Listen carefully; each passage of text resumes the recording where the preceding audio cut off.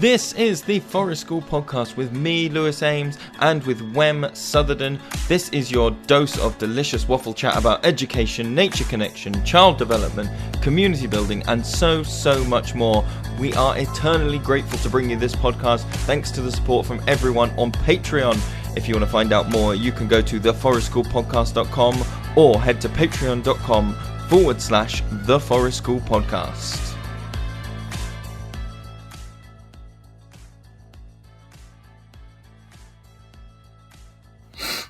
Don't cough as the start of the record. People are just tuning in, and what they're going to get is a big old cough in their ear. It's hay fever, man.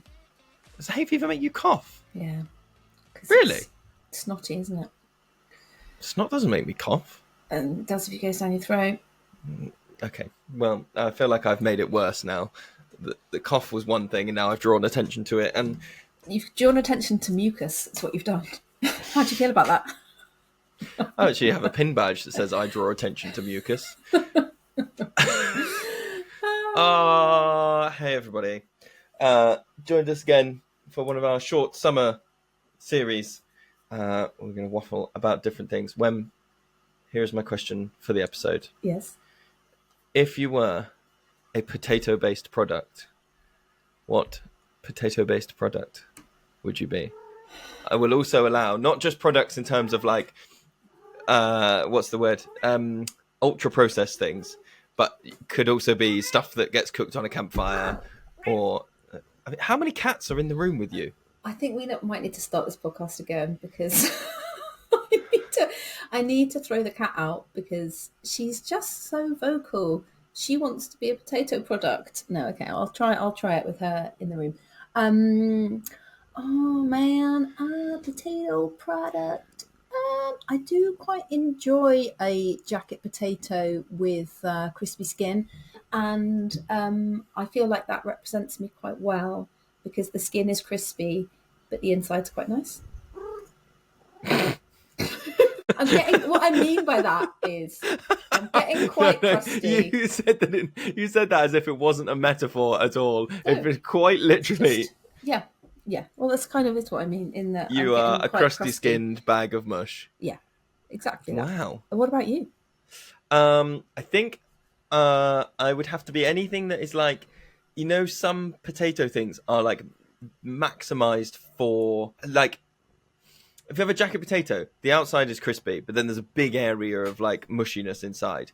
I hate the mushiness, so I think I would have to be something like a potato waffle or like very thin chips or something where it's like, what are you doing? You're trying to get the most oil possible on the smallest amount of potato carrier. Yes. I think that's what I would have to go down the line of like small, crispy, predictable. That's what I would like to be. So that's what you are. You're small, that's what I would like to be. I don't think I am small, crispy, and predictable. Okay. I mean, unless that's how you fit. Do you think I'm small, crispy, and predictable? Sometimes. Sometimes? What does that mean? It means that sometimes you are predictable, but I think that's a good thing. And sometimes you are small, not in stature, but in like, I'm just going to make myself small to make other people feel safe, you know, humble. Don't know about crispy. Don't really know what that means. Hey everybody, we've got some exciting things planned exclusively for our Patreon supporters over at patreon.com/The Forest School Podcast. If you want more in-depth discussions, bonus episodes and other exclusive content, head over to our Patreon and support the podcast. You won't want to miss it. Patreon.com/The Forest School Podcast. Anyway. Except it's just delicious, isn't it? Crispy equals good. Should we talk about something to do with Forest School? Let's do that. This is the question of this short series episode.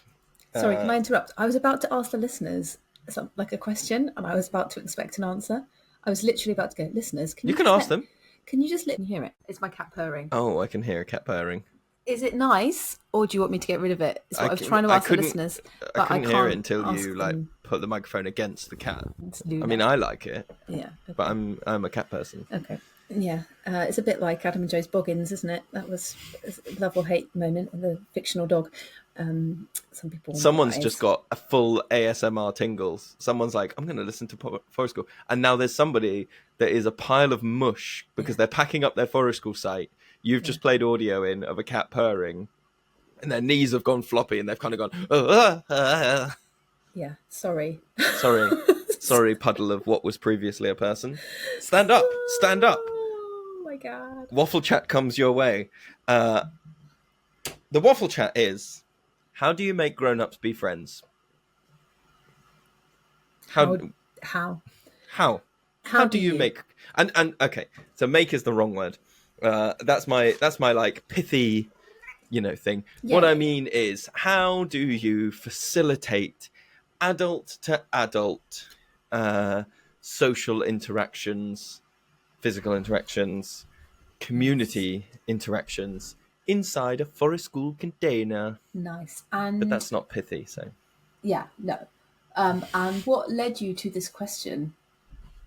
I think it is something that you and I are constantly, I would say, over the last 2 years. I think it has been a higher priority for us, thinking about our groups and thinking about, reframing family groups as like, these are family groups, not toddler groups with adults that come with them, and thinking about like, even when we do like one-off things, thinking about going like, okay, but how do you make this beneficial and not just in a like, all the adults got to take pictures and lovely memories. Like, how do you actually do some mental health support? How do you actually do some like community building? How do you get nature connection going? And I think I've been thinking about like, I feel like I've got the skills relatively down pat to go like, I know how to facilitate adults and nature connection. I know how to facilitate adults and skill building.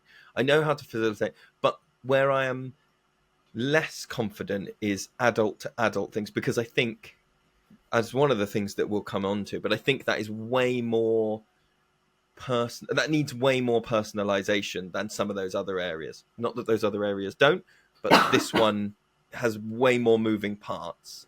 Yeah, I was thinking the same thing, and thinking that some things that I might do or suggest or plan with that aim in mind might really help some people, and to other people are the worst thing in the world.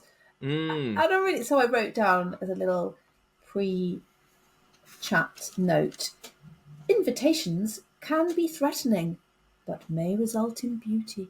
Ah, so profound. Sorry, say that again slower. Invitations can be threatening, but may result in beauty. And what I meant by that was things a bit like adult events, like a work. What do they call them? Not training day.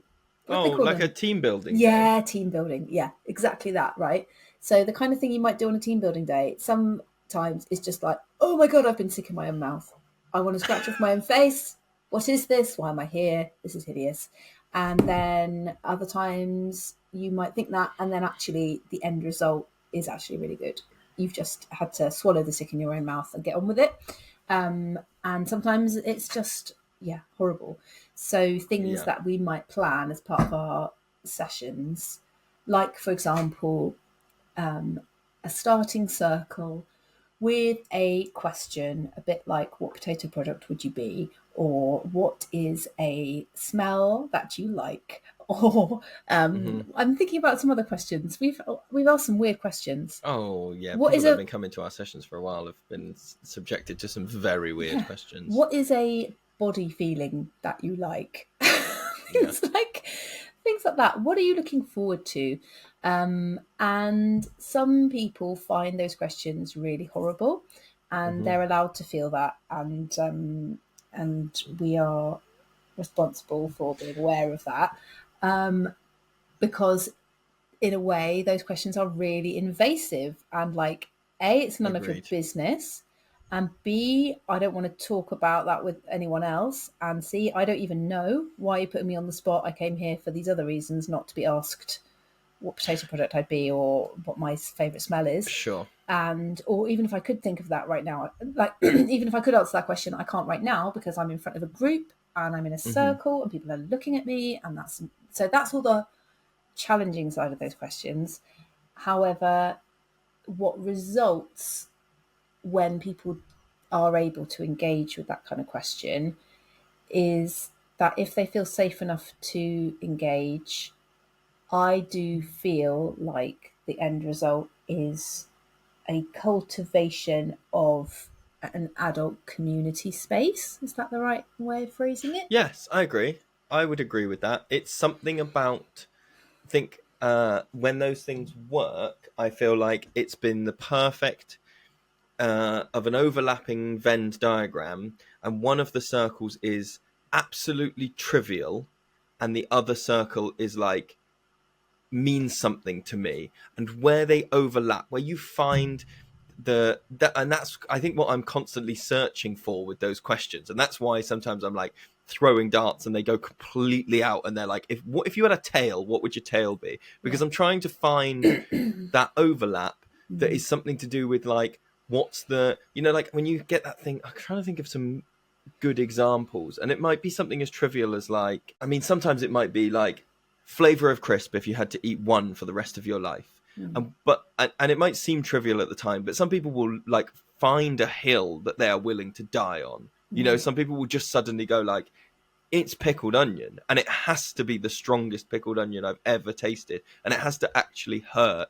And then what happens is, after the circle, you hear little ripples of that conversation again, going like, do you know what, you want to talk to my little one, he Yeah, loves pickled onion things, exactly. or like that's the point of those questions to me, is to Yeah, go, here's a thing that you can go and reconnect absolutely. with somebody else later. But if you make it too, if those circles are not even, if it's too like telling me about a family member you loved who is no longer with us, like that's too fucking big, right? You can't do that shit, Yeah. right? And You want, yeah, it can't be so nothingy that it means nothing, yeah, like what's your favorite color of shoes, yeah, right? Because that's yeah, that's nothingy, and there's a sweet spot that I'm trying to find with those questions that is yeah, like absolutely banal. No one's going to be like, I cannot be friends with someone who likes chamomile tea bags, you absolute yeah, bastard. yeah, But it is enough that people are like, do you know what, that is my jam. yeah. And I one of the things I wrote down as like a bubble for my mind map over here was modeling that you and I do is super important to like tone setting, and that is sometimes why I think you and I take those questions very earnestly and almost lay down the most abstract answers, because then anybody coming afterwards can feel a little bit like, okay, well, I'm not as batshit as these two, Mm. so obviously I'm in the realms of normal. This is fine. Yeah. Um, you Yeah, know, absolutely. It's pitching a question as well that you can engage with on the level of your choice. So that does make it hopefully yeah, maybe yeah, a yeah, little bit yeah, less invasive. If you're going, tell me about a family member you loved who died, that is like there's no to that is an invasive question. That is yeah, really private yeah. and really meaningful. Whereas if you say, tell me about a smell you like, you can say, oh well, I coffee. I quite like the smell of grass. I like the smell of Yeah, coffee. Or you can go, do you know what? I had a toy when I was a kid and it was like my safe object and I carried it everywhere and it really helped me through some difficult yeah. times. And the Yeah, smell of that toy was why it was so important to me. And I kind of wish I still had it. Do you know what I mean? Like you could, and both of yes. those answers are completely valid and completely okay. And if you feel like you want to talk about your transitional objects as a child, you can, and no one's going to be like, you weirdo. And if you want to just go, oh, coffee, because I'm really tired, that's also completely fine. Hmm. I was thinking about groups where it's like a new group of adults together and like our family groups which happen kind of seasonally through the year. So Hmm. if you choose to come regularly you can, there's lots of people who come again and again, but then quite a lot of new people. And a question like, tell us your name and where you live, like what town, village, wherever you live, Yeah. I often choose for that reason that you talked about in terms of connecting, is so that it Mm. gives people a conversation starter later. If they find themselves standing next to another adult while their kids are both in hammocks or whatever, they can go, oh, so you live in this place? Oh yeah, actually my mum lives there, or whatever. It's a conversational in, Hmm. which doesn't have any like connotations attached to it, or yeah, Yeah.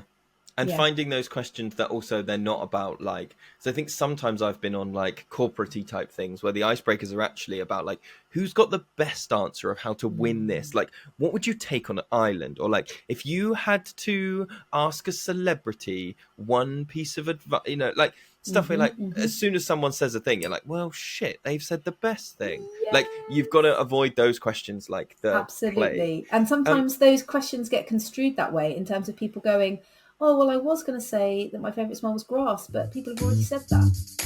We want to take a moment to thank all of our amazing supporters over on patreon.com/The Forest School Podcast. Your contributions over there make a huge difference and help us to continue providing all these incredible episodes that we put out for you guys. If you're not already a supporter yet, head to patreon.com/The Forest School Podcast and contribute at whatever level you can to help us grow the podcast and support this work.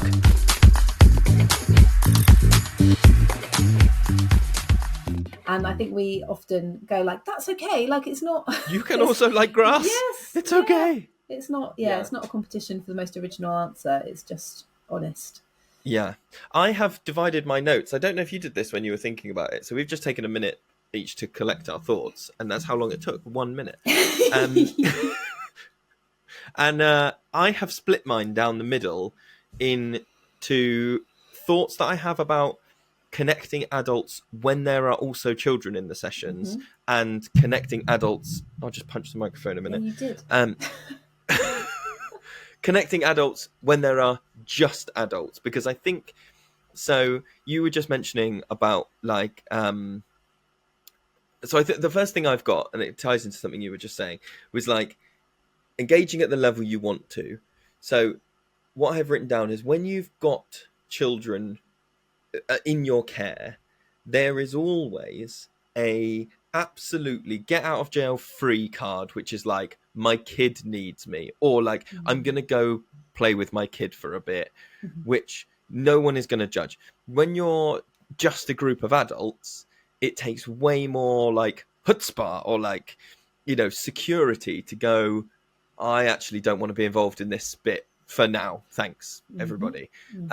So there's something about that. So I was talking to someone the other day about like they were going on like a big group holiday, and they were saying like, I'm actually quite pleased because, you know, little one needs naps every now and again, and that can be my thing for my social battery to go, I actually need to go and take them for a nap. Oh, really, it's them being like, I want to go. Dogs are also great for that, by the way. Dogs are, yeah, I can imagine. When I'm told I can't take my dog somewhere, I'm like, oh no. That was my that was my get out of jail free card. So, but one of the main differences that I wrote down was when we're considering facilitating adult to adult interactions, when we're thinking specifically, I'm imagining now physical play types like chasing games and you know, hiding games and things like that. When there are children around, you are trying to facilitate multiple layers of play. You are trying, whereas, so we play so many games on our level 3 courses. Like that is how we break up the day, how we introduce lots of things. When you have 12 adults playing tag in the woods, that is a different fucking level of tag. Do you know what I mean? That is like absolutely go for it. We're all at a relative speed. Go. If you're playing tag with children and adults, you've got to work out how to facilitate something that is fun for the adults, because if they're playing down too much, they sort of fall out of that play and become just in that like they become facilitators as well, which is fine. That is sometimes the role that they have at those groups. But if you go too high and you just go like, I am going to absolutely chase, you get some things where like sometimes people go, oh, okay, well that wasn't very fun because Lewis was going full speed. Or you get people whose competitiveness kicks in and they've thrown like a toddler over their shoulder. They are sprinting through the woods at a speed that is like genuinely a bit dangerous. And you're like, okay, I've got to work out how to, when we're doing any physical games, is this just at a child's level? Is this just at an adult's level? Or am I somehow facilitating mixed layers here? That really resonates with us. I think something we've been talking about recently, and I've just written down like facilitating genuine adult experiences. So That's a good word. it's not just about running games. That's a really great example. But we've been talking about, for example, bringing in some kind of somatic stuff, some movement for adults that might have some beneficial things, beneficial benefits, like a bit of a stretch, a bit of a like getting in touch with your body at the beginning of the session, and then trying to think, how do we do that so that it's still meaningful, but you're able to do it if you're holding a baby or you've got a wriggly toddler. And so we've really been putting some thought into what offerings can we give for somebody to engage in this movement so that they still feel a benefit. And I don't want to say despite their child, but you know what I mean? Like their child is still whilst there. considering their child. Whilst considering their child, but actually this isn't about the child. It's not about just facilitating the child's experience and you are just like their enabler. This is actually for you. This is for you, without denying that you've got your child with you. And this kind of came up because I was on a workshop at a festival the other day, which was like a somatic workshop, and I was the only person there who didn't have a child absolutely limpeted onto me. And the children were all welcome, and it was a very family friendly festival, and obviously some of the children engaged in a really joyful way as well. But I couldn't shake the feeling that I just felt there were adults around me who weren't able to engage with the workshop in a way that was beneficial for them because of the limpetness of the child at that particular time. And I felt, because I was getting a lot from it, and I was fortunate enough to have somebody looking after my limpet children, and they're a bit bigger, so they're less limpety. But I think that it's okay to acknowledge that it's really hard to be a caregiver of a small person, and that you have as much right to experience something meaningful at forest school as your child does. And that's quite a huge concept to grasp, and something that as an adult you might not be prepared for. If you book your kid into a forest school toddler group, young families group, you are doing that because you want them to have that experience a lot of the time. And then often we've had adults say to us after they've been coming for a bit, actually, I'm getting a lot from this, but they kind of often say it in a sort of surprising way, or I booked into this because I wasn't able to facilitate this type of play at home and I wanted them to have it, but actually I'm finding that I'm kind of enjoying it now, and that kind of thing. So hey, did you know you can become part of the Forest School Podcast community by joining us over on patreon.com/the Forest School Podcast? You'll get exclusive access to behind the scenes content, have a chance to connect with us and with other listeners. Head over to our Patreon at patreon.com/the Forest School Podcast to find out more about what we're offering over there. It's kind of about gently introducing that idea that it's okay to do something that you enjoy or that is beneficial to you as well as good for your child. Well, a big bubble that I have written down, like across my sessions with adults and sessions with adults and children, is just the word expectations, because I think that is a huge puzzle piece in this, is like expectations beforehand, expectations when you arrive, how you model those things. But like there's something about like you go to an adults only forest school session, or you go to a thing and you have the expectation of like, yeah, I'll be doing mindfulness. Yep, I'll be doing this. Yeah, it might be a bit odd. There might be some, if you go to a what might be called a toddler group, the expectation, like blanket expectation, is like, I'll be there for my child. And then some people could be really caught off guard and feel quite uncomfortable if it was like, oh, I didn't realize there was stuff here that I was expected to take part in. And so one of the things that I think is important in terms of facilitating adult relationships is like, kids are more adept at being like taken places, dropped off. They just arrive at stuff. Some kids are not online at all. They're just awake suddenly in a space and like, okay, I'm fucking here now. But like, and expected to roll with that. Do you know what I mean? Whereas adults would not be expected to roll with that in the same way. And adults would not roll with that. They would not roll with like, I have arrived at this space and it's completely alien to me and I don't know what the expectations are. Blah, blah, blah. So if I'm thinking about like my role in facilitating those connections is like, how am I conveying that information before people arrive? How am I conveying it to people as they arrive? How am I modeling those things through my conversations, through the way that the site is set up?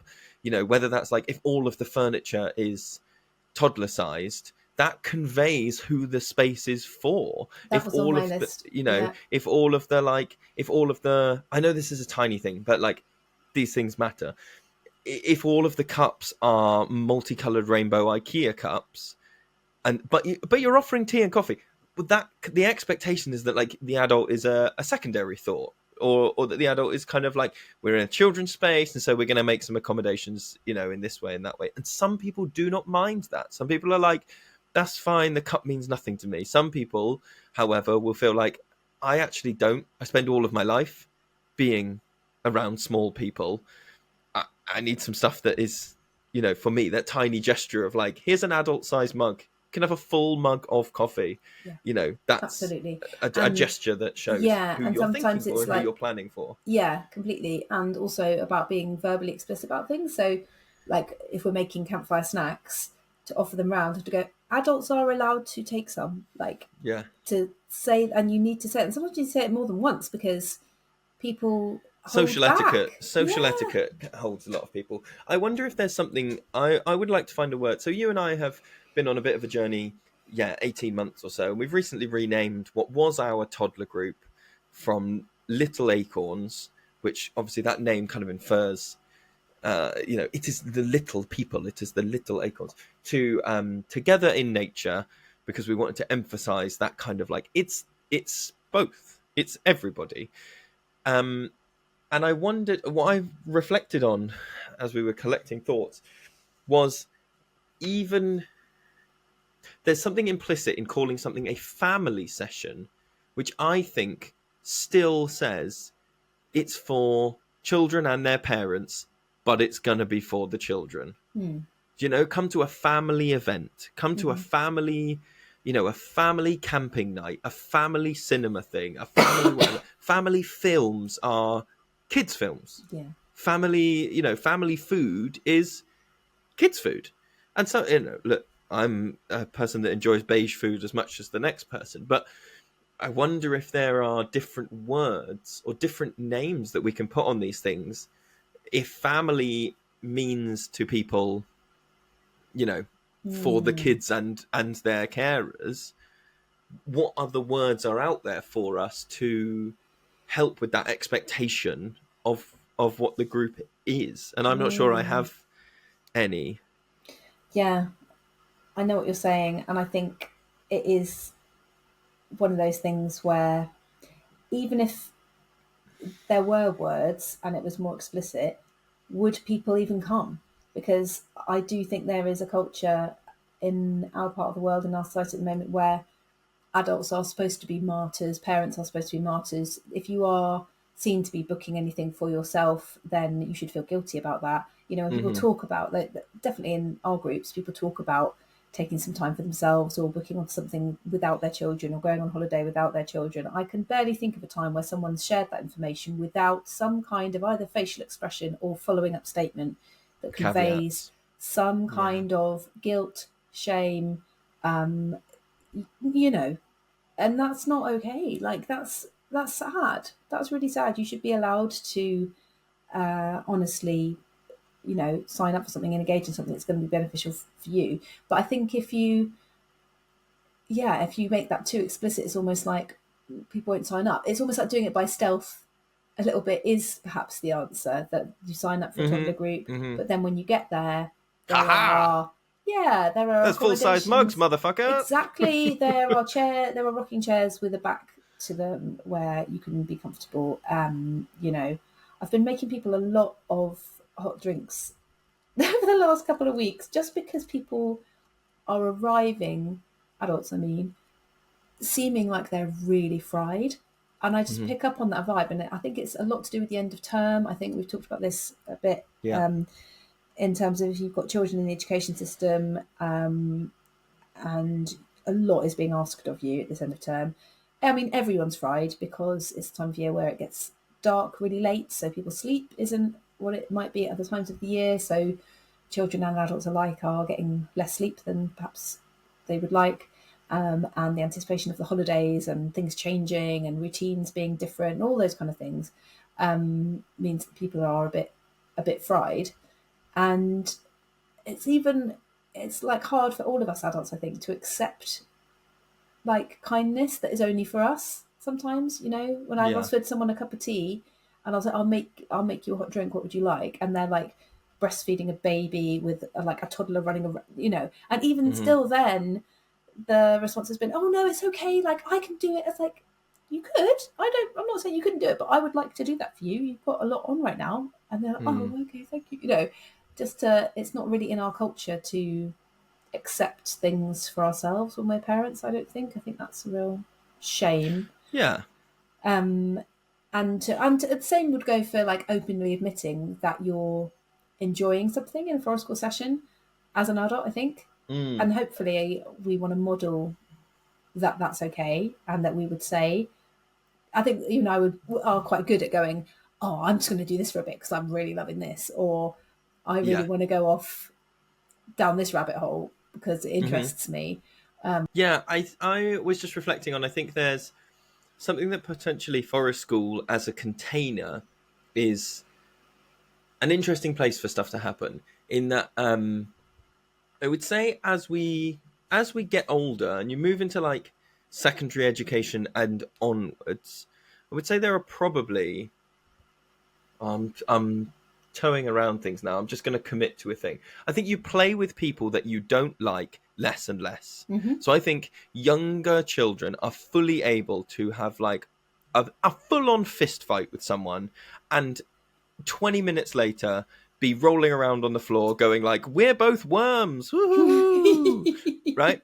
And sometimes as adults we might look at that and go like, hey, they punched you in the face a minute ago, where's that, that kind of just like, the play is so top tier that like, you can do it with whoever. And I think as you get older and you go through secondary school, I think your social cliques become that much more important, and it becomes like ins and outs. And then as adults, I think, unless you're talking about some sort of like competitive team game where you have your team and you don't have to be friends with the other team to play with them, but I would say broadly, adults don't play with people they don't Mm-hmm. know or don't like. Mm-hmm.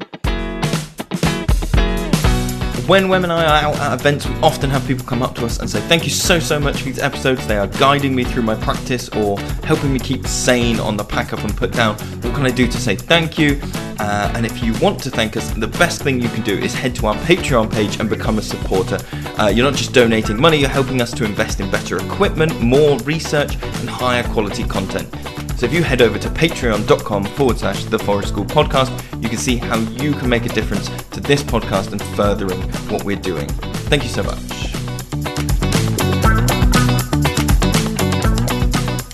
And I think there is something...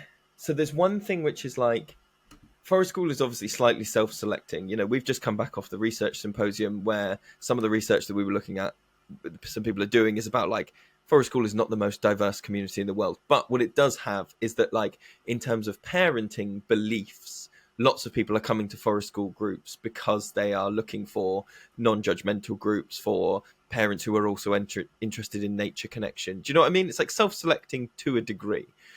And I think there is something where if you're at a toddler group, like a young families group, and you're like playing tag, you can sort of like go along with it. You don't have to be best buds with every other adult that's there. You can just play tag. And similarly, when we're doing like level 3 courses or adult wellbeing days, I don't think there's an expectation that you are best buds with everybody that's there. You might have already sat round, if it's like an adult session, you might have sat round, had a coffee, and already clocked that like, that person's got some views that kind of challenge me, or we work in different industries and that's a bit hard. But the way that we then as facilitators, as practitioners, can then offer hiding games, chasing game, or social games, or like storytelling games. And I think Forest School as a container allows adults to play with, it sounds really stupid, but like play with people they're not friends with. Yeah. Do you know what I Absolutely. mean? Yeah, I was thinking exactly as you were talking. I was like, what other environments actually are there where adults are put in that situation? And it's actually really, really rare, the way that we run our groups anyway. So the only other kind of situation I could think of is work away days or things like But that. that's Or different like because someone's making you, and there's yes, hierarchies and and you're there's being paid for expectations, it and and you're like, stuff. I hate Sandra from accounts, Yeah. but I cannot kick off because of all these social expectations. Yeah.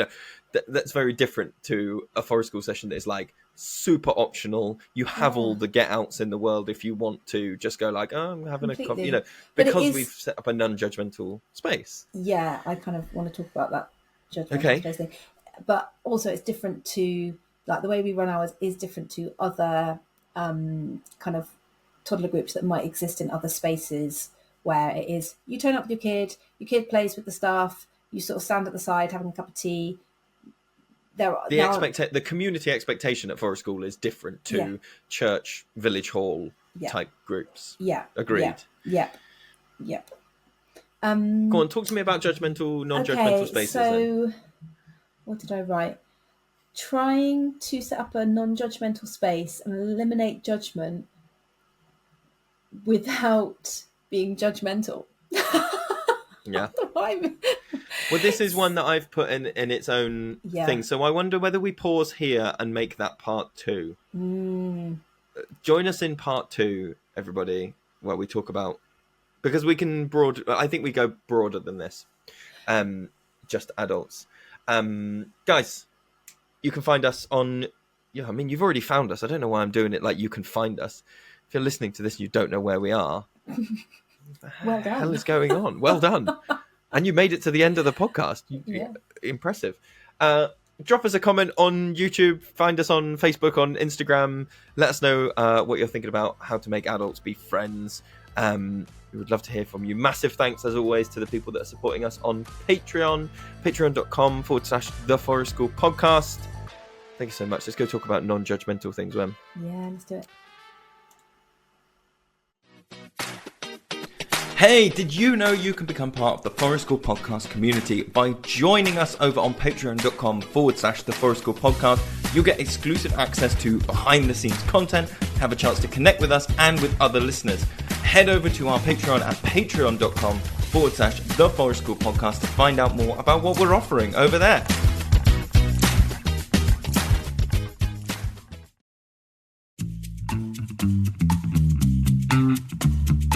If you're enjoying this episode of the Forest School Podcast, we want to ask you to consider supporting us on Patreon. Your contributions help us to cover production costs, bring on amazing guests, and create more of this amazing content that you guys are loving. Visit our Patreon page today at patreon.com/The Forest School Podcast and join us with your support. Thank you so much.